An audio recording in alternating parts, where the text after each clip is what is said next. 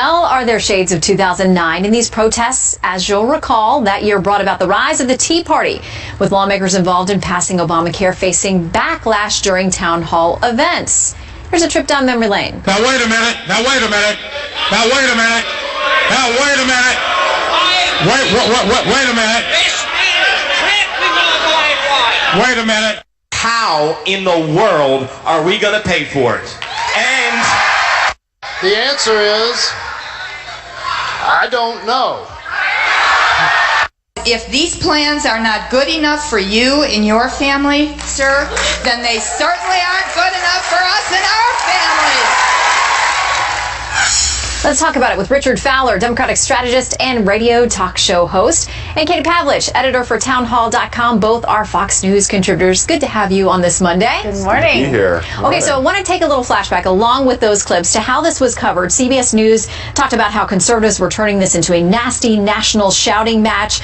President Obama urging Americans to ignore those who are trying to scare and mislead at these meetings. Talked about how they were children. It was uncivilized. It was disruptive. Opponents shouting down members of Congress. Police have to be called in.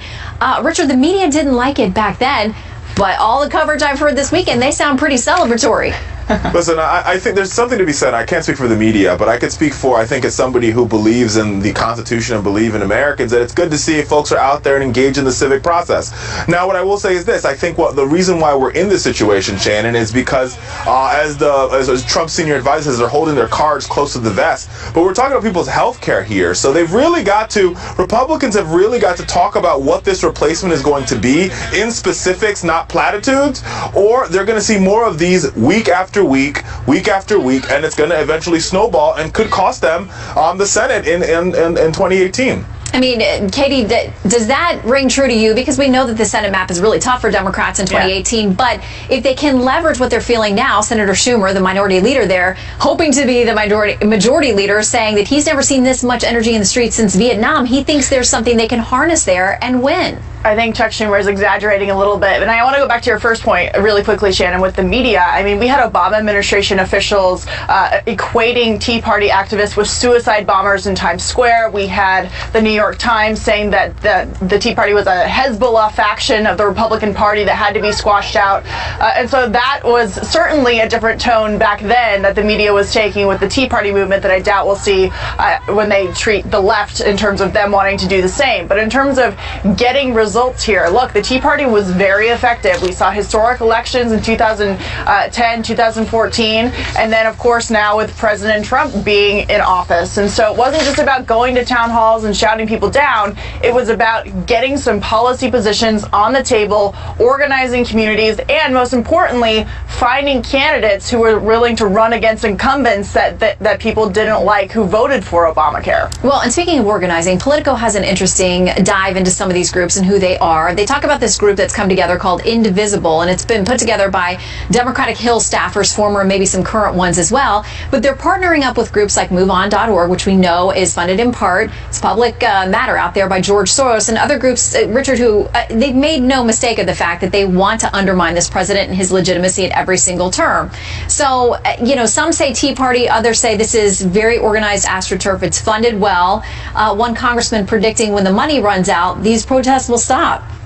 How do you respond? I don't agree with that. I think there's clearly a pulse here, and I think if you take the pulse of the American people, there are a lot of them that don't appreciate Donald Trump. His approval ratings show that, and I think here's the question. Here's the truth. The truth is that the Tea Party was well funded by folks like the Koch brothers and Sheldon Adelson and other groups, and this is the same, right? So there is some funding going into this. There's nothing wrong with that. I think what you see out there is people power saying that the Trump administration and Republicans can't say repeal without a real replacement. And Republicans haven't answered that. Katie, I know you're probably going to want to take issue with some of those funding questions because a lot of these groups started just meeting in somebody's house or in a backyard or having a cookout.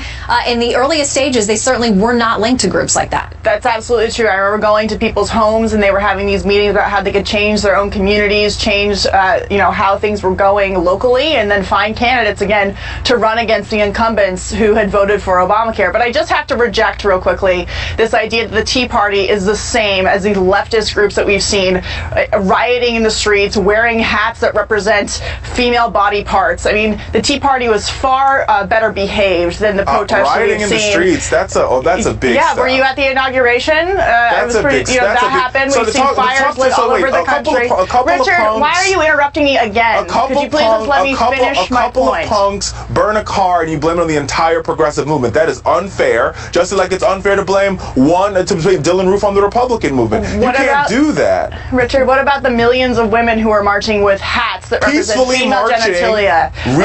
Peacefully marching with hats, saying that they want women's rights to be protected. You have to allow me to talk. You can't just interrupt me every time we're on air together. We're going to have to agree to disagree, but I think the one point you would agree on is that it's tough when one or several misbehaved people are linked to an entire movement. It takes some time and effort to parse out the facts there, and we always want to do that so that far more prevalent on the left than the right. Okay, I don't know about that. Richard, we got to leave it there. Thank you both very much. Good to see you. 20 minutes now.